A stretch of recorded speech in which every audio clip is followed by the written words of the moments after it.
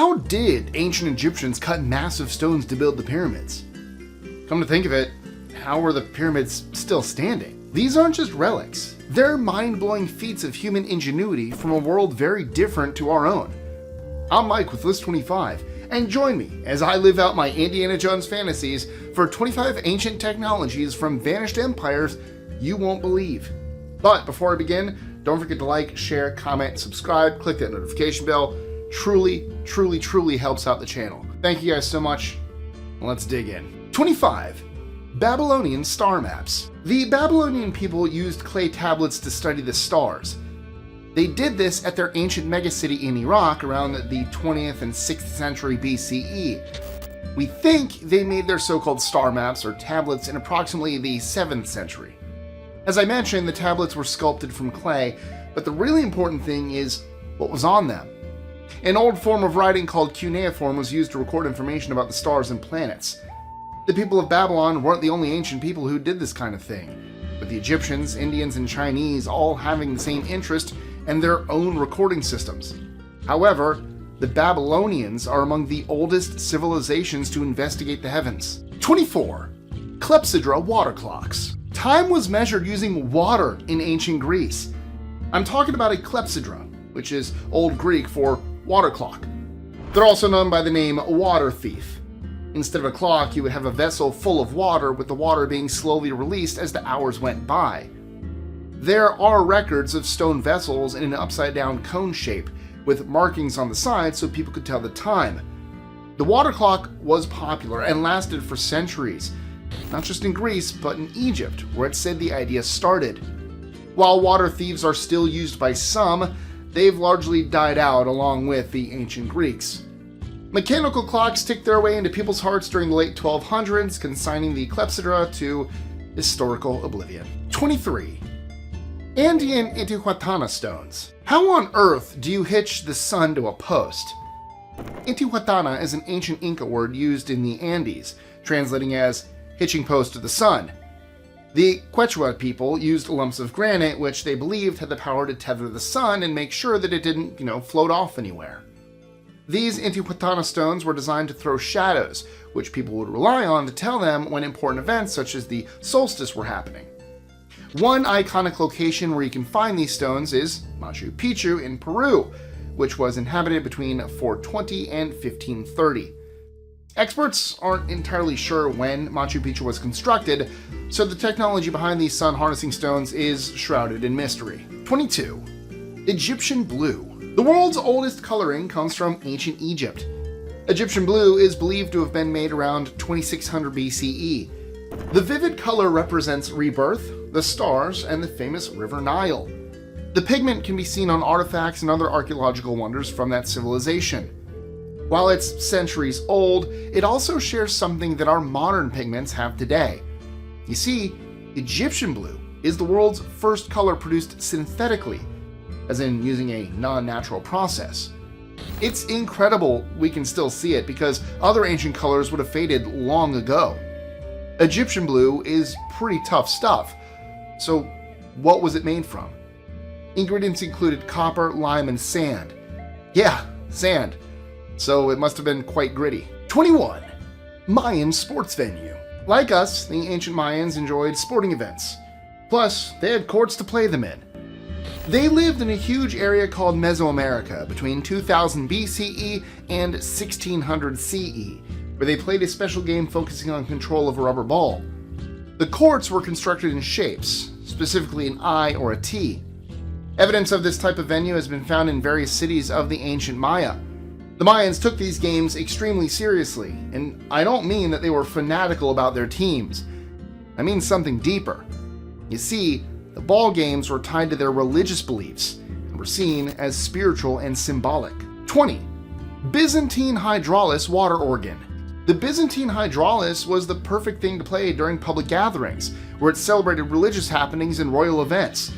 It dates back to the 3rd century BCE and was made by the inventor and craftsman Ctesibius, who was Greek and lived in Egypt. His inventions outlived him in more ways than one, by which I mean we know a lot about what he created, but not a lot about the man himself. Forget the Pet Shop Boys and their Depeche Mode, this incredible keyboard was the height of spectacle and performance in ancient times. 19. Charkha spinning wheel. So much of our manufacturing relies on textiles, and we have the ancient world to thank for a key invention. The spinning wheel comes from India between the years 500 and 1000, and its significance cannot be overstated.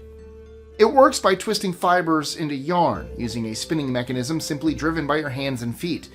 From here, the material was bonded, resulting in textiles, which did everything from keeping you warm during a cold night to forming the basis for religious outfits.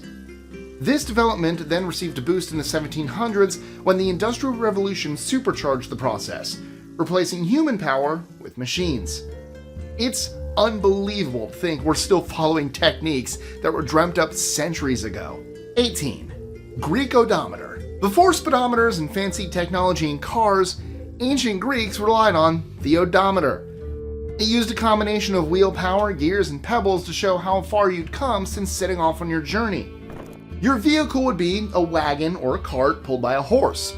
The odometer connected your wheels to your gears, dropping pebbles as you turned and racking up those miles. This ancient technology has been dated back to the 3rd century BCE, however, we still don't know who invented it. One possible candidate was Archimedes, the mathematician and physicist. He was certainly a prolific inventor at the time, who created weapons of war and built on existing concepts such as the pulley system. 17. Chinese compass. During the Han Dynasty around the 2nd century BCE, it utilized the magnetic properties of lodestone, a mineral. Here's a surprising fact. The early compasses weren't used for navigation. Originally, they were more of a spiritual thing, helping builders put up temples in the right place. You may know this way of doing things by the name feng shui, or wind water, where the elements play a big role in everyday life. Also, the compass wasn't a round thing made of metal and glass, but an actual lodestone carving, said to be shaped like a spoon. This old-school piece of technology is still used, even though it's been replaced by the likes of GPS. 16. Glassblowing in ancient Rome. Glass began to take shape in ancient Rome, literally. In the 1st century BCE, glassworkers took things to a new level by bringing in the blowpipe. Instead of core forming, where molten glass was placed around a solid core of sand and clay, people could now use their lungs to force the glass into different shapes. Glassblowing has its roots in the Eastern Mediterranean, where temperatures were already quite high. The invention made the place a whole lot hotter. The technology was vital in making glass material for everyone, and not just the privileged few. Drinking glasses and vessels became fixtures in people's households for the first time, being produced economically and at a mass scale. 15. Mayan rubber. Elastic comes from the ancient Mesoamericans. It's not a stretch to say the world's earliest version of latex rubber was made around 1600 BCE. A blend of proteins, resin, gum, and other stuff which came out of trees, the substance was mixed with vine juice and used to make balls. As we've seen, these were great for sports. However, they also had a deeper meaning. Tree latex was comparable to both blood and semen, according to these ancient cultures. Over time, that association disappeared, with Charles Goodyear's work on vulcanization in the 19th century bringing us the rubbery product we now know in the 21st century. 14. Persian Royal Road. The Royal Road linked the Persian Empire and was good for both trade and the monarchy. Built in the 5th century BCE and running 2,699 kilometers, it facilitated business and was an important route for delivering messages on behalf of the king. The epic road joined Persia's capital Susa with the city of Sardis to the west in Anatolia. It cut travel times from months to weeks. The Persian Royal Road was highly influential, featuring, as it did, a network of post office structures along the route. So we have the Persians to thank for the postal service also. People used the Royal Road for approximately 2,000 years, which isn't bad, considering it was just a track in the soil and not made of harder material. 13. Mongol pony postal system. When we think of Genghis Khan, the warlord, we think of bloody battlefields and endless conquests. The truth is, Genghis was more organized than you'd think, a fact which is demonstrated by the Mongol pony postal system from the 13th century. This was high-speed delivery, Genghis Khan style, with messengers covering thousands of kilometers in a relatively short period of time. They stopped to switch steeds and saddles, and that was about it.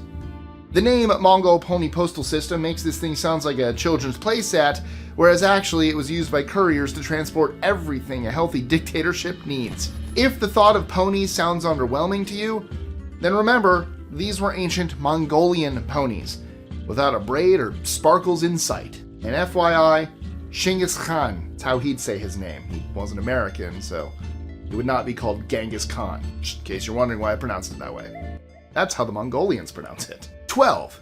Inca rope bridges. Would you walk across a deep gorge on a bridge made from grass and plants? The Incan Empire, which lasted from 1438 to 1533, created bridges from a type of grass called ichu, among other things.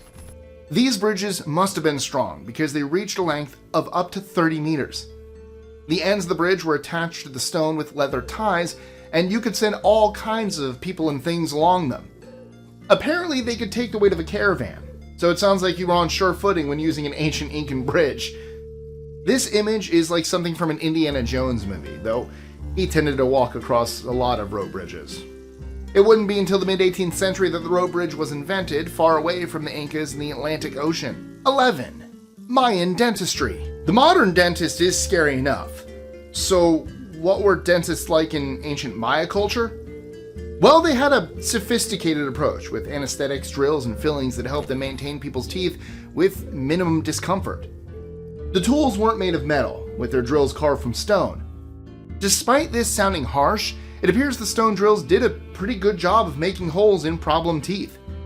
These Mesoamerican cultures also had a spiritual side, and this extended to the dentist chair and the temple. Inlays made from precious materials such as jade were placed inside someone's mouth as a status symbol. I guess you could compare it to the people who have gold teeth today. These procedures weren't cheap, but hey, that's a dentist for you, right? 10. Sumerian plows. The ancient Sumerians invented plows. Back in 4000 to 3000 BC, a plow-like piece of technology made of wood was being used in the fields around ancient Sumer, South Mesopotamia. Though they probably didn't realize it at the time, the simple act of opening up the soil would become one of the major building blocks of modern farming. The Sumerian plow even evolved so it could drop seeds into the gaps made by cutting blades. Did the Sumerians get any credit for their amazing invention? Kind of. It took a while, because Charles Newbold and David Peacock developed the modern plow in the late 18th century in New Jersey.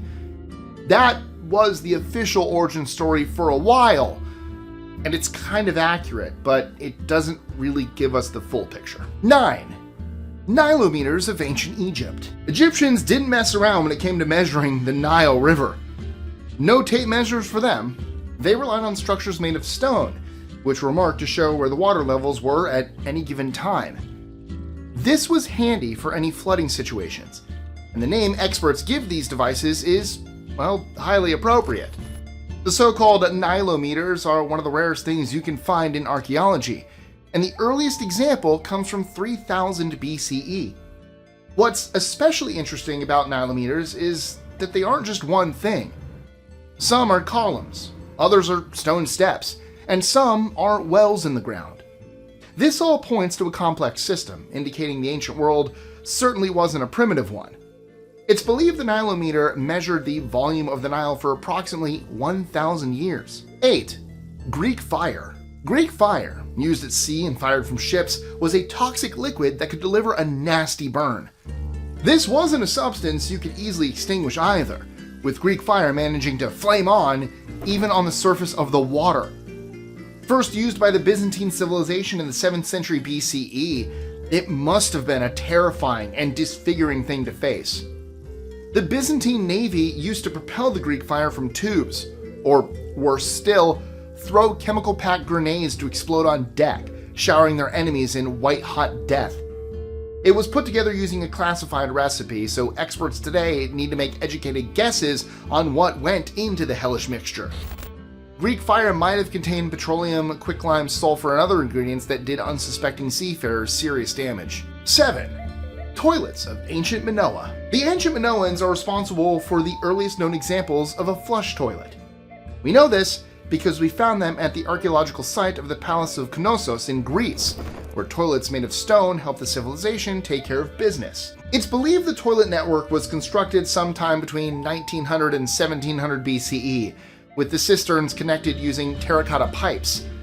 Like us, they used gravity and water sources, including rainwater, to get rid of the waste, right up until around 1100 BCE, when the society died out. In some ways, the Minoan legacy is toilets. Strange as that may sound, with plumbing of a similar kind picked up hundreds of years following their demise. The Minoans were doing their thing a century before the Romans developed the same idea, meaning they were well ahead of their time. 6. Indus dockyards. Our knowledge of when the earliest dockyards were built is all out of whack. Some people will tell you that Henry VII was a key figure in docking ships back in 1496. However, there were ancient civilizations that were also using these types of structures. Specifically, the peoples of the Indus Valley, now Pakistan and northwest India, who in approximately 2400 BCE made a basin out of bricks where vessels could dock and get stuff on and off for trading and other purposes. The basin was located at Lothal, a city near the Gulf of Kambat, and while you couldn't describe it as a modern dock, it definitely fulfilled the criteria for a dock-like construction. They used hydraulic features that would impress modern-day engineers, so no wonder future builders followed this blueprint. 5. Sogdian wind towers. Check out this awesome ancient ventilation system. Made of towers that channeled airflow in an ingenious way, they provided much-needed cool air for the Sogdian people who lived in Central Asia. This place was super hot, making the invention of such a system a major step forward. Plus, we're talking about the days before electricity. Well before, in fact, as they lived from the 6th to 11th century. So, how did the Sogdians get the air through the towers and into people's homes and general buildings? They apparently harnessed the difference between air temperature and air pressure, which gave the towers their own natural power source. 4. Ancient Iberian meteoric iron tech. You've heard of smelted iron, but what about meteoric iron? This was a form of iron and nickel, and as the name states, it comes from a meteorite. That isn't such a big deal, as a lot of metals come from space anyway. However, late Bronze Age people on the Iberian Peninsula took meteoric iron and used it for everything, from tools to sacred items. We don't know exactly how old the artifacts they made are, but they date to at least the period of 1200 to 900 BCE. Why did they use meteoric iron? It was strong, so perfect for something like a weapon, and it was also rare and prestigious. You could also work with it cold, avoiding the whole hot, sweaty business of smelting in the first place. Interestingly, while it was prized in the Bronze Age, meteoric iron wasn't appreciated too much in the Iron Age, which is pretty ironic given the era was named after that particular metal. 3. Urartian water reservoirs. Reservoirs transporting water were being built way back in the 8th century BCE. The kingdom of Urartu, an area now known as Armenia, Turkey, and Iran, created these structures from stone.